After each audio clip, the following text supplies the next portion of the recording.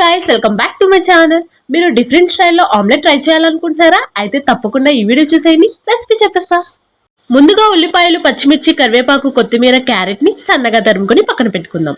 ఆ తర్వాత ఒక గిన్నెలో 2 ఎగ్స్ ని బ్రేక్ చేసుకుని వేసుకున్నాక మీ టేస్ట్ కి సరిపడినంత సాల్ట్, హాఫ్ టీ స్పూన్ పసుపు, కట్ చేసి పెట్టుకున్న ఉల్లిపాయ ముక్కలు, తురుముకున్న క్యారెట్ ముక్కలు కూడా వేసుకొని బాగా బీట్ చేసుకోవాలి. ఆ తర్వాత స్టవ్ మీద పాన్ పెట్టుకొని 3 టేబుల్ స్పూన్ ఆయిల్ వేసుకొని హీట్ అయ్యాక మిగిలిన ఉల్లిపాయ ముక్కలు, కరివేపాకు, కొత్తిమీర, పచ్చిమిర్చి కూడా యాడ్ చేసుకొని బాగా ఫ్రై చేసుకోవాలి. ఫ్రై చేసుకున్న ఉల్లిపాయల్లో 1 టేబుల్ స్పూన్ కారం, హాఫ్ టేబుల్ స్పూన్ ధనియాల పొడి, హాఫ్ టేబుల్ స్పూన్ జీలకర్ర పొడి, కొంచెం చికెన్ మసాలా పొడి కూడా యాడ్ చేసుకొని బాగా కలుపుకొని ఫ్రై చేసుకోవాలి.